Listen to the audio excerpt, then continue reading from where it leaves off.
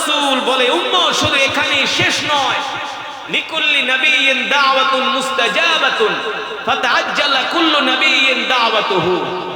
আল্লাহ রাসূল বলেন প্রত্যেক নবীকে আল্লাহ তাআলা একটা পাওয়ারফুল স্পেশাল দোয়া করার আল্লাহ তাআলা প্রত্যেকটা নবীকে একটা ক্ষমতা দিয়েছে, একটা পাওয়ার দিয়েছে, একটা আল্লাহ তাআলা প্রত্যেকটা নবীকে একটা বিশেষ একটা সার একটা পাওয়ার দিয়েছে যে আপনারা আপনার উম্মতের জন্য প্রত্যেকটা নবী একটা খাস দোয়া করতে পারবে। প্রত্যেকটা নবী আল্লাহ রাসূল বলে উম্মত যত নবী আসছে পয়গম্বর আসছে সবাই দুনিয়াতে এই দোয়াটা কইরা ফেলাইছে, কিন্তু আমি নবী করি নাই। এই দোয়াটা আমি আমার উম্মতের জন্য হাসরের ময়দানে রাইখা দিয়েছি, শাফাআতাল লি উম্মতি ইয়াউমাল কিয়ামা। সুবহানাল্লাহ বলেন, শাফাআতাল লি উম্মতি ইয়াউমাল কিয়ামা। আমি আমার উম্মতের জন্য এই দোয়াটা রাইখা দিছি, এই দোয়াটা আমি হাসরের ময়দানে করব যাতে আল্লাহ এই দোয়ার উসিলায় আমার উম্মতকে maaf করে দেন। সুবহানাল্লাহ, জোরে বলেন সুবহানাল্লাহ। সেই নবীর উম্মত আমরা, খুশি নাকি বেজার? জোরে বলেন খুশি নাকি বেজার? শুধু মুখে মুখে রাসূলের আশিক দাবি করলে হবে না, রাসূলের সুন্নাত মানতে হবে। কথা কোন? কি মানতে হবে? সুন্নাত মানতে হবে। সুন্নাত কি? মান আহাব্বা সুন্নতি ফাকাদ আহাব্বানি ওয়া মান আহাব্বানি কানা মাই ফিল জান্নাহ। আল্লাহ রাসূল বলে উম্মত তোমরা যদি দুনিয়ার জমিনে আমার সুন্নতগুলো মানো, আমার সুন্নতগুলো জিন্দা করো, আমার সুন্নতগুলো যদি তোমরা অনুসরণ করো, তোমাদের ঘরে, তোমাদের পরিবারে, তোমাদের রাষ্ট্রে, তোমাদের সমাজে, তোমাদের অফিসে, তোমাদের ব্যবসার মধ্যে, তোমাদের কাজ কারবারের মধ্যে, প্রত্যেকটা কদমে কদমে যদি উম্মত তোমরা আমার সুন্নতগুলো জিন্দা করো, আমার সুন্নতগুলো মেনে চলো, আমি নবী তোমাদেরকে হাত ধরে ধরে আল্লাহর জান্নাতে প্রবেশ করাবো। তাহলে আসেন আল্লাহ রাসূলের সুন্নাত কি আমাদের জানার দরকার আছে কি আছে না? আছে। আল্লাহ রাসূলের সুন্নাত হলো আফসুস সালাম ওয়া আতঈমুত তাআম লিনুল কালাম। এক মুসলমান আর এক মুসলমানকে সালাম দিবি। সালাম তো এখন সমাজ থেকে উঠে গেছে, এখন আর টাকা পয়সা হইলে মাইশের সালাম দিতে চায় না, টাকা পয়সার মালিক হইলে গরিব মানুষে কি করতে চায় না? সালাম দিতে চায় না। অনেক পয়সার মালিক এখন আর রিকশাওয়ালারে সালাম দেয় না, তরকারি আলারে সালাম দেয় না। পয়সার মালিক হয়ে গেছে, বিদেশে থেকে এখন আর চাচারে দাম দেয় না। কথা কম, আত্মীয় স্বজনকে গণায় ধরে না। আছে কি আছে না? না। আল্লাহ রাসূল বলছে উম্মত এক মুসলমান আর এক মুসলমানকে সালাম দিবা। হাদিস শরীফে আসছে কোন মুসলমান যদি দৈনিক 20 জন মুসলমানকে সালাম দেয়, কয়জন? কয়জন? 20 জন। আল্লাহ রাসূল বলছে তার ইন্তেকালের পরে আল্লাহ তাকে বিনা হিসাবে জান্নাত দিবে। কয়জন? সত্যি করে বলেন, এমনও মানুষ আছে 20 জন কি 2 জন লোকেরও সালাম দেয় না। হ্যাঁ, সালাম দেয় না, হাইটা চলে যায়, সালাম দেয় না। আবার কিছু কপাল পোড়া মূর্খ আছে, অহংকারী আছে, ছোট লোক, অশিক্ষিত, সালাম দিলে সালামের উত্তর নেয় না, বাপ ধরে বয়া থাকে। আছে না? একটু টাকা পয়সার মালিক হয়েছে, একটু নেতা না, একটু মাতবাড়ি হদ্দারি করে, সালাম দিলে উত্তর নেয় না, মনে মনে না। আপনাকে যখন কোন মুসলমান সালাম দিবে এটা আপনার জন্য হাদিয়া, আপনি মুস্কি হাসি দিয়ে সালামের উত্তর নেবেন, ঠিক না?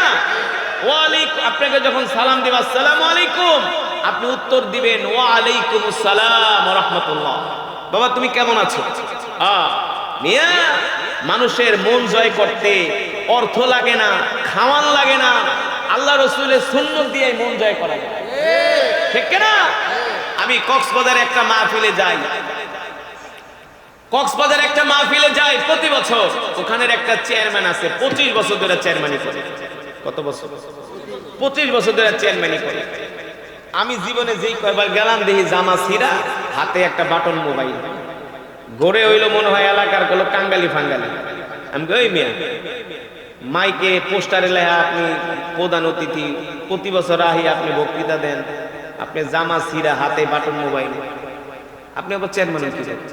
চেয়ারম্যান হইতে তো টাকা লাগে, লাগে না? টাকা লাগে, তারপরে চেয়ারম্যান হন কিভাবে?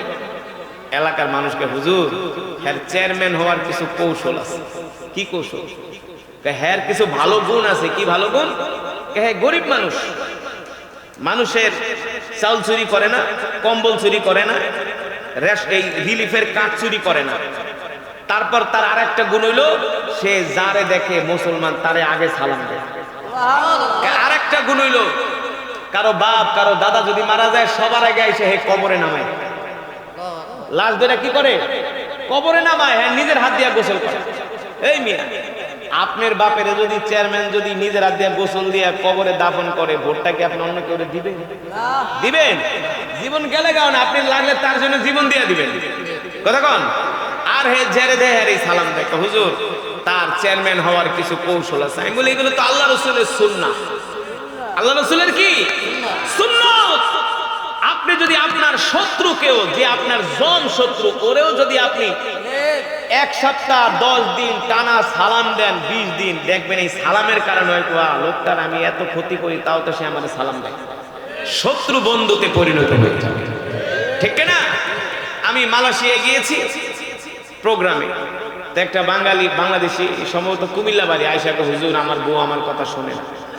কেন শোনে না? হুজুর আমার বউ আমার পাত্তাও দেয়। কেন? আমার বউ খুব রাগী মানুষ, খুব জিদি মানুষ, একটার উপরে কথা কওয়া যায়।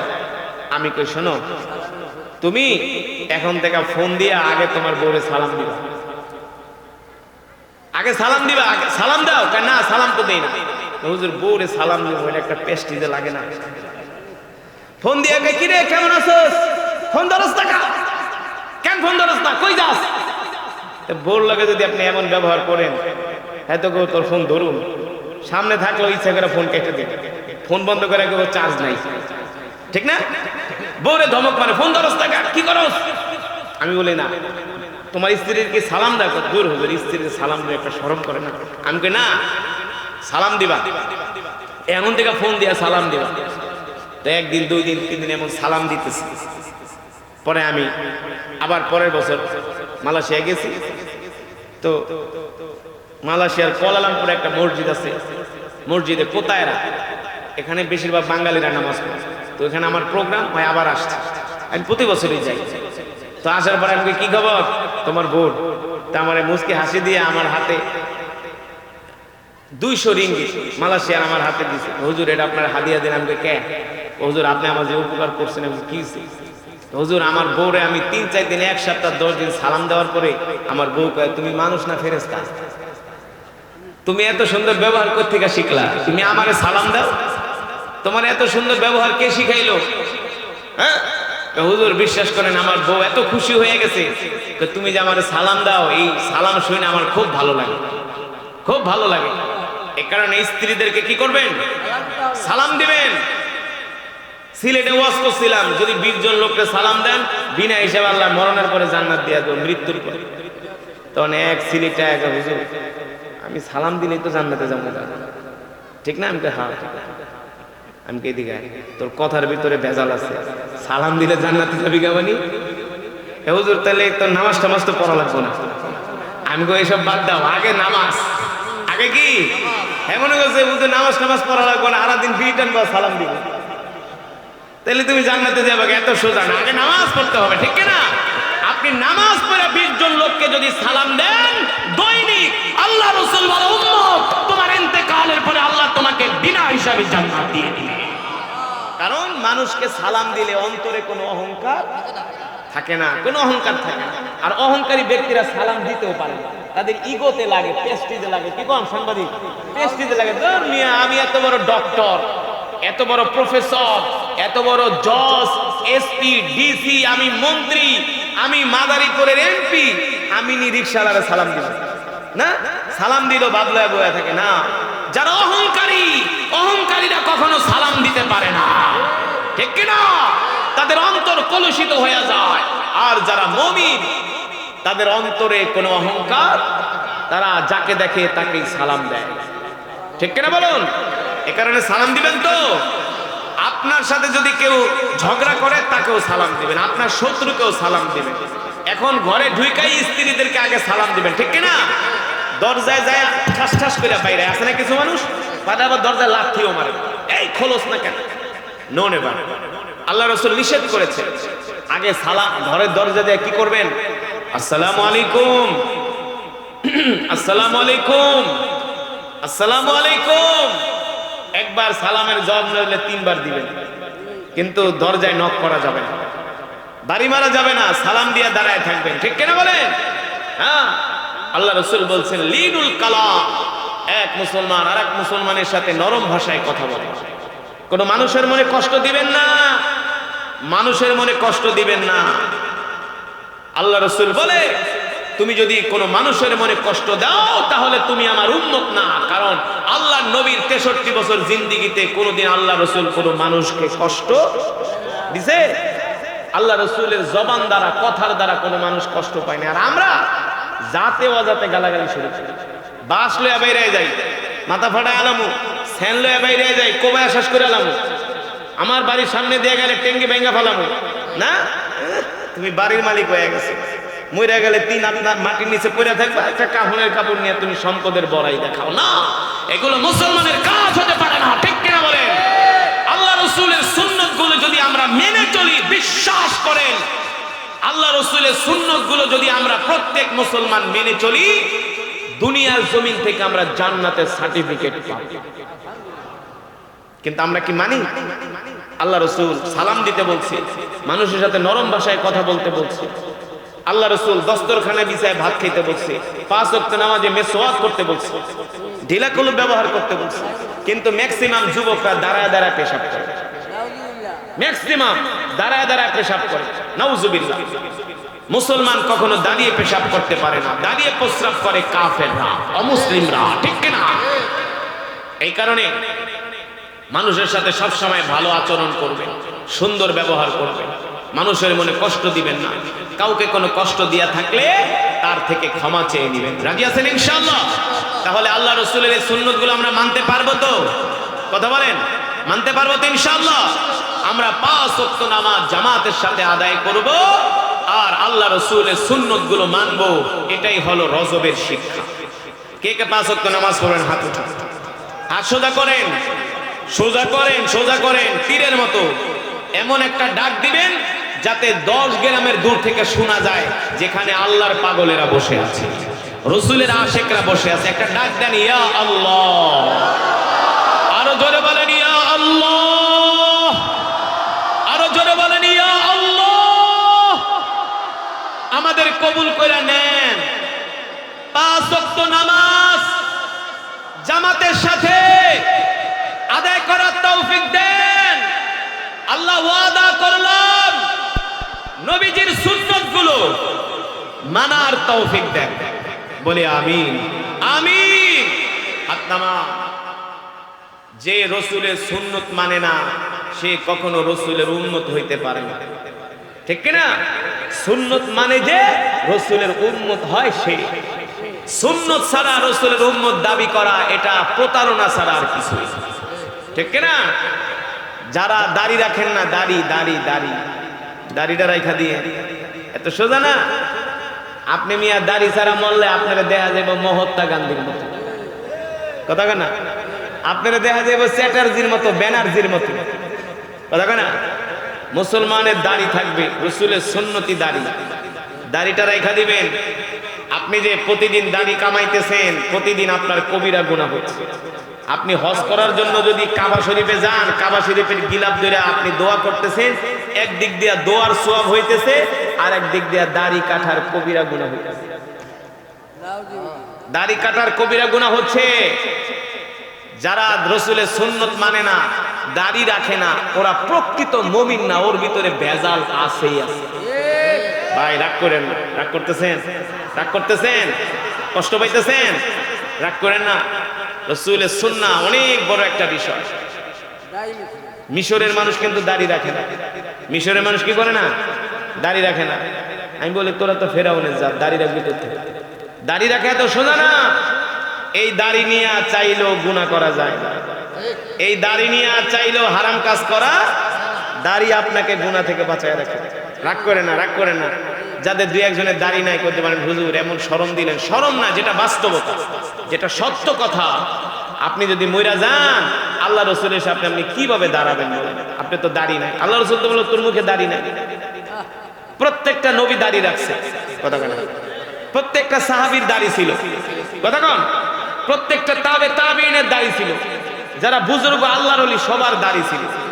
দাড়ি ছাড়া কখনো আল্লাহর ওলি হইতে, ওটা হারামজাদা, ওটা মিথ্যুক, ওটা বাটপার।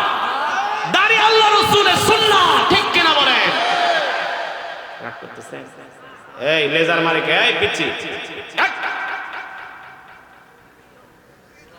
ভাই, আমি আসছি যাতে আমার কথার মাধ্যমে আপনারা কিছু শিখেন, এটাই আমার উদ্দেশ্য। দাড়ি ছাড়বেন না। যে দাড়ি রাখেন নাই, একটু তওবা তিলা কইরা গুনাহ টুনা আল্লাহ তাআলার কাছে চেয়ে যে আল্লাহ মাফ করে দেন, এত বছর দাড়ি রাখতে পারেন, দাড়িটা রাখা দিয়ে রাখবেন তো ইনশাআল্লাহ। যাদের দাড়ি নাই, দাড়িটা রাখা দিয়ে। আমি যে কথাগুলো বলছি, আমি আমার ব্যক্তি স্বার্থে বলি না, বিশ্বাস করেন। আমি বলেছি যাতে আপনারা একটু ইসলাহ হন, আপনারা যাতে একটু বোঝেন। কারণ আপনি হাসরের ময়দানে বলবেন, আল্লাহ এই হুজুর আইসা আমাকে কোরআন তেলাওয়াত শুনাইছে, অনেক সুন্দর ওয়াজ শুনাইছে, কিন্তু দাড়ি রাখার যে এত বড় গুনাহ আমাদেরকে বলেন। আগে হুজুরে ধরে, হুজুরে জাহান্নামে যাবে। এই কারণে এই সুযোগ আমি দিলাম না, বইলা গেলাম। আপনার যদি মন চায়, আপনি আল্লাহ রাসূলের মহব্বতে দাড়িটা রাখবেন, ইনশাআল্লাহ তাআলা সকলকে কবুল করুন। এই মাহফিল, এই মাজমাকে আল্লাহ কবুল করুন বলে আমিন। এবার বলেন, হ্যাঁ, সন্তানদেরকে আলেম বানাবেন, সন্তানদেরকে আলেম বানাবেন, সন্তানদেরকে হাফেজ বানাবেন। যাদের 2-3 ছেলে সন্তান আছে, 1-2 জনকে মাদ্রাসায় পড়াবেন। কন্যা সন্তান থাকলে আলেমা বানাবেন। শোনেন, আপনার যদি একজন আলেম সন্তান থাকে, আপনি যদি মারা যান, প্রতিদিন আপনার এই সন্তান আপনার জন্য সূরা ইয়াসিন পড়ে দোয়া করবে। আপনার কবরের পাশে দাঁড়ায়া চোখের পানি ছেড়ে দিয়া দোয়া করবে। ইমাম সাহেব ভাড়া করে আইনা দোয়া করানো আর নিজের রক্তের সন্তান দোয়া করানো, আসমান আর জমিন পার্থক্য। ইমাম সাহেব দোয়া করবো যে দোয়ার শেষে হাদিয়া পাওয়া যায়, হ্যাঁ, আর সন্তান দোয়া করবে যে আমার কলিজার টুকরা বাপ শুয়ে আছে, ঠিক কিনা? এই কারণে সন্তানকে, 4-5 জন সন্তান আছে, সবের ইটালি পাঠায় দিয়েন না। টাকা পয়সা দিয়ে কিছু হবে না। যার টাকা নাই সেও বাঁচতেছে, যার আছে সেও বাঁচতেছে, ঠিক কিনা? হ্যাঁ, টাকাও দরকার আছে। 2-3 জন সন্তান আছে, 2টার ইটালি পাঠান, আমেরিকা পাঠান, ব্যবসা করান, একটারে মাদ্রাসায় পড়ান, দেখবেন একটার বরকতে আরো 3টা নামাজি হয়ে গেছে, 3টা নামাজি হয়ে গেছে। আমাদের শরীয়তপুরের একজন ডিস্ট্রিক্ট জজ ছিল, জেলা জজ। তার আত্মীয় স্বজনের ভিতরে কম হলো 8 থেকে 10 জন ডিস্ট্রিক্ট জজ, বিচারপতি, উকিল, একবার হাই প্রোফাইল, সবার একবারে হাই সোসাইটি ফ্যামিলি তাদের। তো তার বাড়িতে আমার ওয়াজে দাওয়াত দিয়ে নিয়ে গেল। দেখি এক কাতারে 10-12 জন জজ, ব্যারিস্টার। আমি বলি ঘটনা কি? যারা জজ ব্যারিস্টার ম্যাক্সিমাম তো নামাজ পড়ার সময় পায় না, আর আপনারা সবাই নামাজ পড়েন, অনেকে নামাজ দিতে পড়েন। হুজুর আমাদের ভাতিজা সব আলেম, আমরা বাড়িতে আসলে আমরা যত জজ ব্যারিস্টার সব একসাথে জামাতে নামাজ পড়ি। ভাতিজারা ইমামতি করে, আমরা তাদের পিছনে নামাজ পড়ি। এখন আলেম না হলে পড়তে পারতো? কারণ ভাতিজা আলেম দেখা টাইনা লয়ে গেছে, চাচা নামাজে আসে, ঠিক কিনা? এই কারণে বংশের ভিতরে 1-2 জন আলেম বানায়, ফ্যামিলির ভিতরে, বংশ না ফ্যামিলির ভিতরে। তাহলে ওই আলেমের কারণে আলেম কিয়ামত পর্যন্ত পয়দা হতে থাকে, হ্যাঁ, চেইন বাই চেইন আলেম কিয়ামত পর্যন্ত, প্রজন্ম বে প্রজন্ম। তাহলে আপনার বংশে একজন আলেমও তো রেখা গেলেন, ঠিক না ভাই? একজন আলেমও রেখা গেলেন। শুধু দুনিয়ার টাকার চিন্তা করেন না, কোনো লাভ নাই। টাকা পয়সা মইরা গেলে কিছুই কবরে যাবে না। আল্লাহ তাআলা আমাদের সন্তানদেরকে আলেম বানানোর তৌফিক দান। এবার বলেন, আজকের মাহফিলে এসে আপনারা খুশি নাকি বেজার? এই মাহফিলটা আগামী বছর হোক, আপনারা চান? চান? তাহলে মাহফিল কমিটিকে, এলাকাবাসীকে সর্বাত্মক সহযোগিতা করবেন। আপনারা যেখানেই মাহফিল হোক, যেখানেই হক্কানি আলেমরা আসবে, সেখানেই যাবেন।